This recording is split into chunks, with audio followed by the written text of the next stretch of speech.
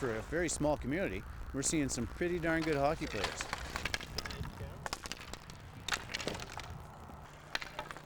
Okay, here we go.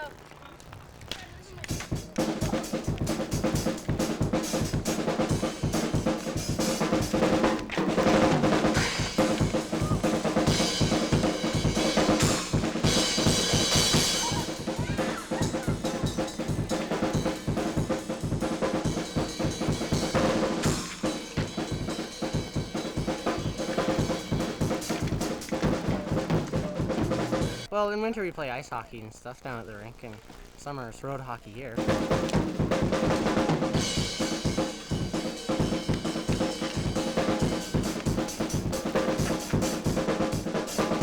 I hit it out of the air.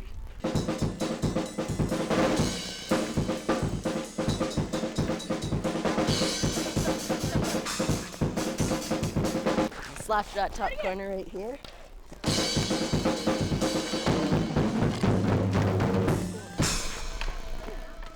Now you see, we just scored 2 goals in a matter of 1 minute. That's what happens when I come out. I like to keep a low profile.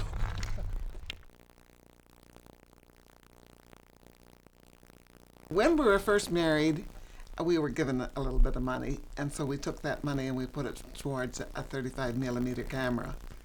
And as Glenn hiked all the trails with the trail crew and with friends and things, he started to wanted to take pictures of all the wildflowers. Pretty soon we ran out of that. He has thousands of pictures of the wildflowers. You never run out of rocks. And it's a never-ending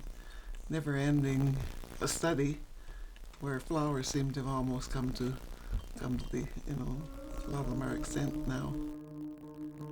Most of us was so, since we moved into this house, of course, that'd be 62.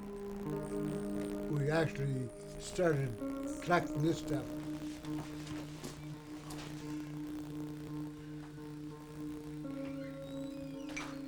My pet duck, plain ordinary rock, until you pull around and open it, and you got that. Quartz crystals all through it. This was just a piece of conglomerate rock, and my pregnant teddy bear. There's a whole forest down in Arizona, petrified forest. I didn't steal that, I bought it. But it come from down there. Petrified wood.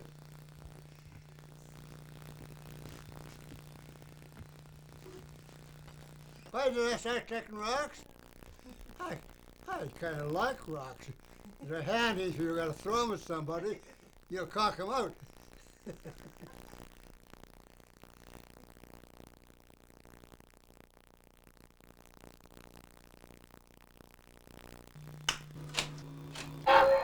Well, I've always been interested in the railway history. And that's what I'm in part trying to model. Is parts of this town. Most of the buildings that I did this winter. So they still have, a long way to go, but the framework and everything was done this winter. It was a station that was here in the 40s and early 50s, and this was a little baggage room. This was the coaling tower. What coal was dumped into the tenders, the chutes here, which I haven't finished this, so they're not there. I'm interested in the transition from steam to diesel.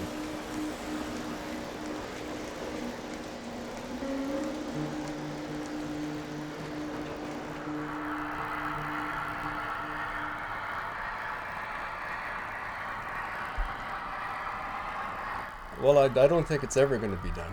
It's kind of, you never want to be completely done. You want to always have something work done. We're here because of the railway pretty well, and it's kind of like the same in most of the small towns along the main line. They all popped up because of the railway.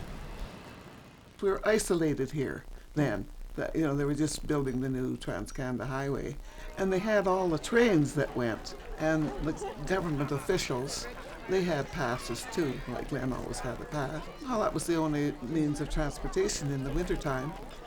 And in the summertime because the roads were so bad. When we were kids, we got blamed for throwing the switch. The engine runs off the track. And we all caught hell for that. But especially me, because I was right on the railway tracks. But there was these town kids, so they weren't big enough to get the switch over one way or the other, so they left it half in the middle. And so the switchman wasn't quite watching, and they run the engine off the track.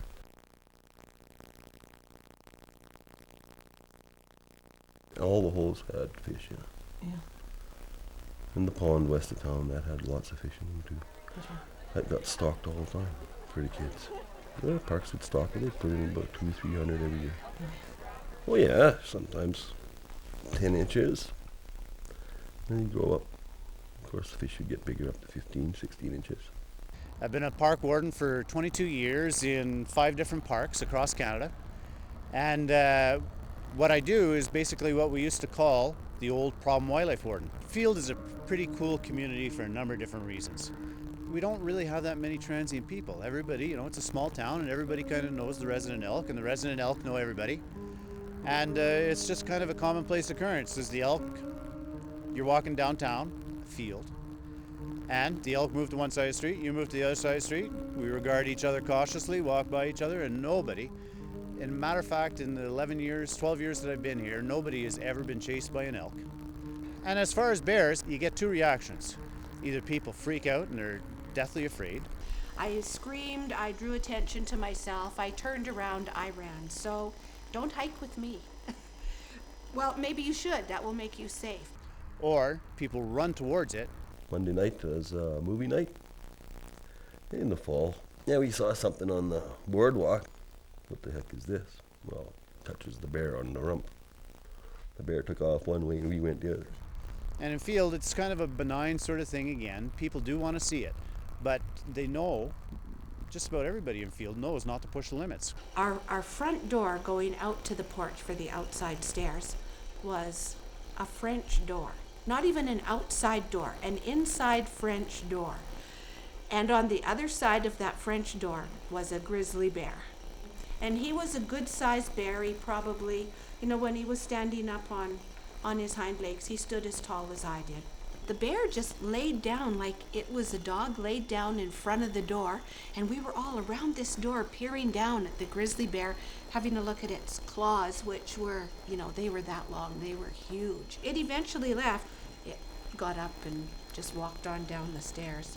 Esther had just finished making a whole bunch of pies, and she was freezing up a bunch of pies for the winter. You could smell them as you're walking down the street. As luck would have it, a black bear had also smelt them.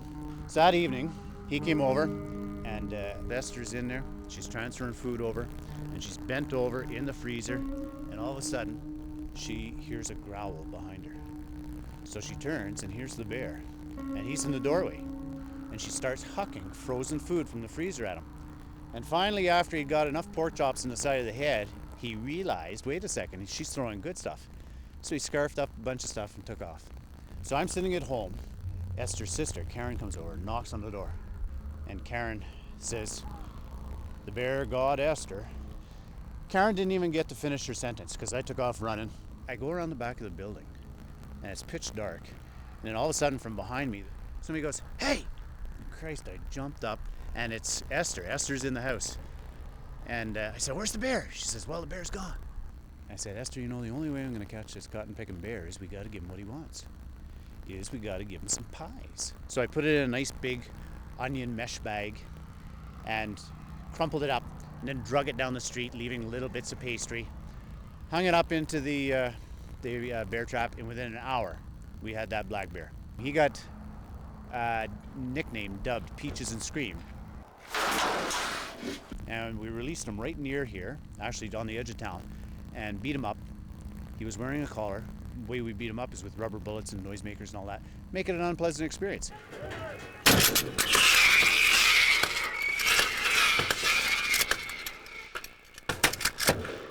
Then we followed him around. Every time he came back into town, we kind of tried to reinforce it, like training your dog. And he seemed to realize that town was not the place he should be. We were starting to live with him, and he was living with us. And then, unfortunately, a couple of years later, he got run over on the train. Unfortunately, I do end up scraping up a lot of bears off the train tracks.